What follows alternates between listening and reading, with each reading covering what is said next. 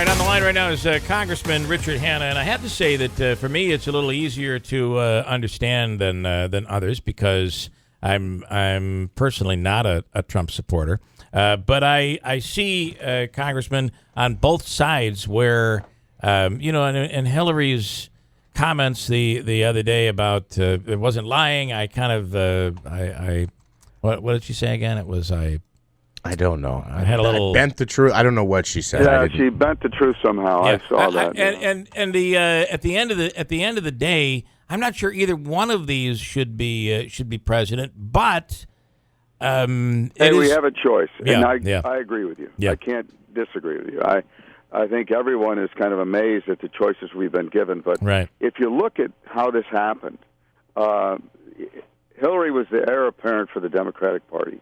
There were other people who wanted this job, but no one was willing to go up against her. And that's what I know from the inside. There were a few other people that I think, frankly, Trump's probably the weakest candidate of anybody's memory, and in many ways, so is Hillary. The irony of it is the Republican Party put up the one person that she can beat. Yeah. You can't make this stuff up. And again, you're not alone. There's no doubt about it. You're not alone, and some are not willing. I felt it was pretty brave of you. You knew you were going to get this. I mean, I have callers waiting to come on, and they're going to question you, and they might try to be smart, Alex. You knew you were going to get this. Was it worth it to you? Why was it worth it to you? You knew what you were going to get. It was worth it because you have a voice with this job, and the one thing I've learned from having it the 6 years, and I'm grateful to have had it and been reelected each time by a broad margin of support. You have an opportunity to stand for something, to stand up and say, this is what I believe, and I believe this, and you can elect me or unelect me. And the job for the people that I know in Congress, for a great many of them, it's all about them. The common denominator in Congress is fear and anxiety over losing, not raising enough money, upsetting their base. And that's wrong. It's wrong because it should never be about the individual. Yeah. On any level, local levels, I don't care what you do. And Congress has become a career. We really have a political class, people who go there and they stay there way too long. They're there 10, 20, 30 years. I met a guy there 40 years, and they can't lose because they do the right thing, they say the right thing, they pander to the right people, they have connections, they can raise a lot of money. We desperately need campaign finance reform and gerrymandering reform, the way the districts are drawn. We've become a country of two parties that work and pander to their extreme. Yeah. The middle is tone deaf. Two parties that they're tone deaf to the middle. That really work to keep their people in office and keep their jobs. And, you bet they do. That's what it's all about. For me, maybe I'm lucky because I don't need to work to make a living. I get that. So it's easy, I suppose, easier. But I can say that when I know it's about my kids and your family and your kids and the future of the country, and I look at this man and I think he is profoundly dangerous. Yeah.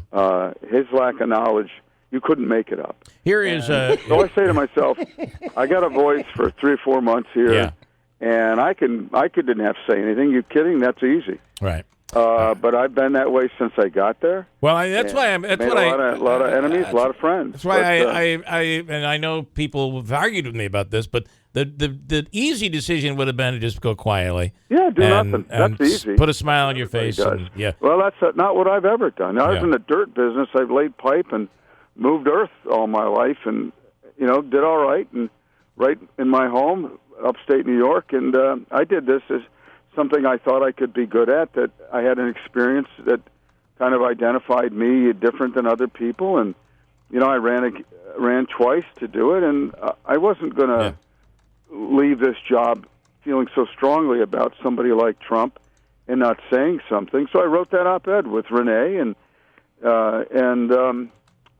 was a firestorm.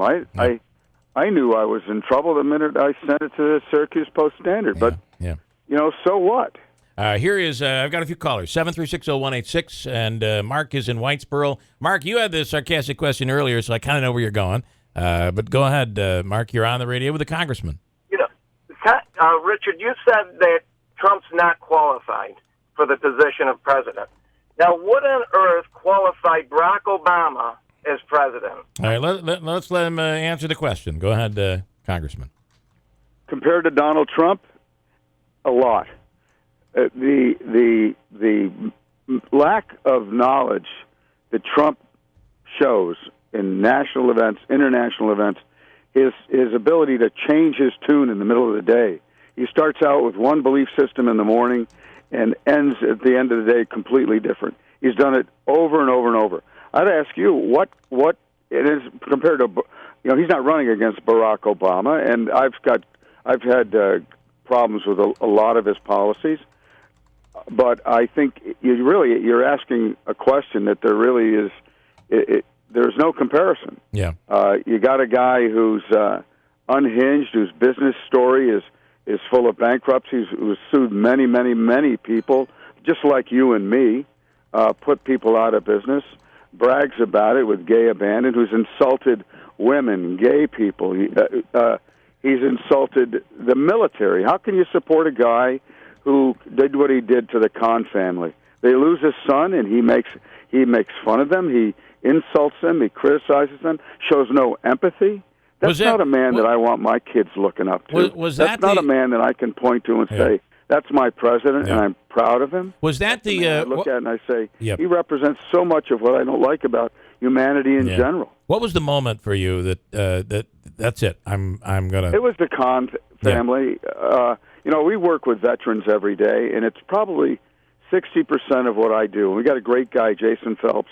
We're committed to the military and to veterans, helping them any way we can. And I might have done it anyway, but that, I think it was a Wednesday when I heard what he said and how he treated those people.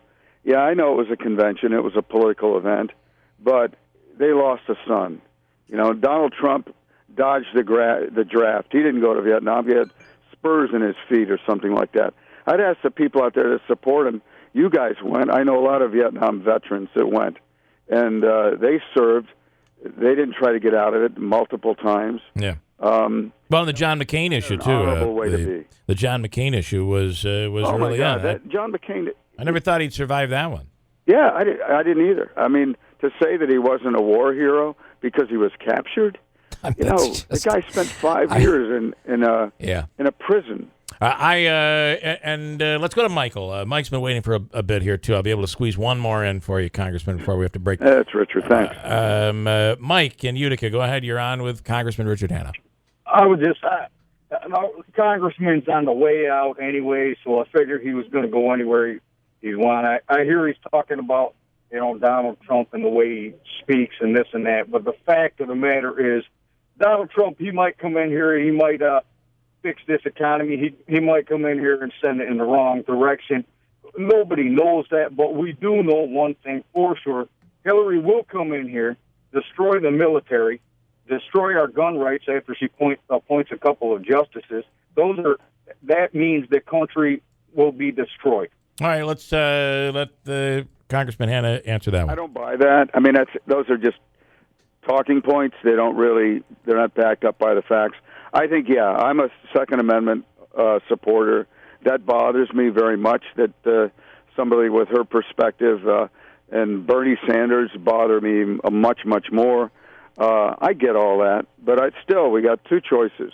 We got somebody who is, I think, completely unhinged, bigoted, racist guy who insults people, who seems to have no self-control. How do you support a man with his hat say, "Make America Great Again," when he has an opportunity to make himself one of the greatest leaders in the history of the world, and he can't even do that from one day to the next? Yeah. He can't make himself great. How's he going to make us great? I do have to... And there's lots of room for improvement. Yeah. But he's not the guy. I feel as bad as other people do.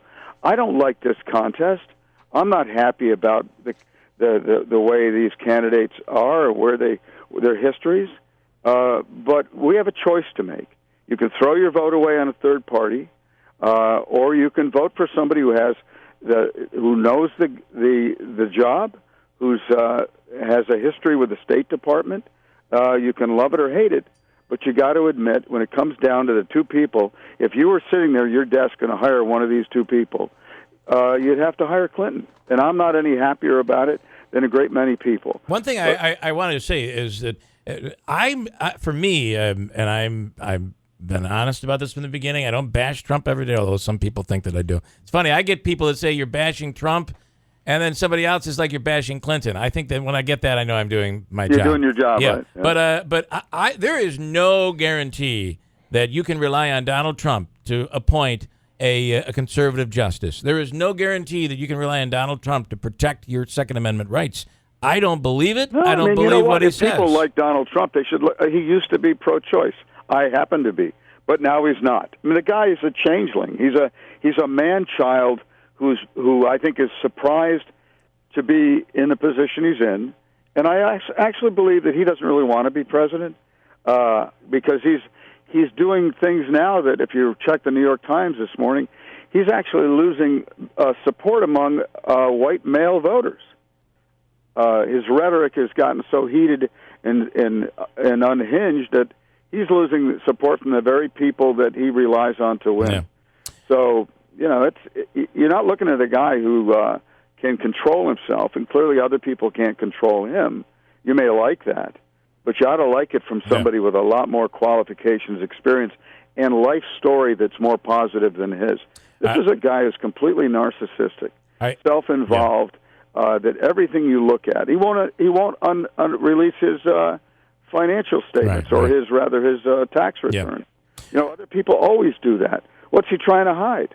Why don't you ask that question? Congressman Richard Hanna, we are out of time, and I knew you knew what you were getting yourself into when you came on the air. I don't mind. And I appreciate it. So. I have great respect for people on both sides of this. I get it. I tried desperately to serve the 700,000+ people I work for, and everybody wants an ideologue to represent 100% of them, but that's not the job, and that's why our country's so divided, that we treat it as if it were a team sport.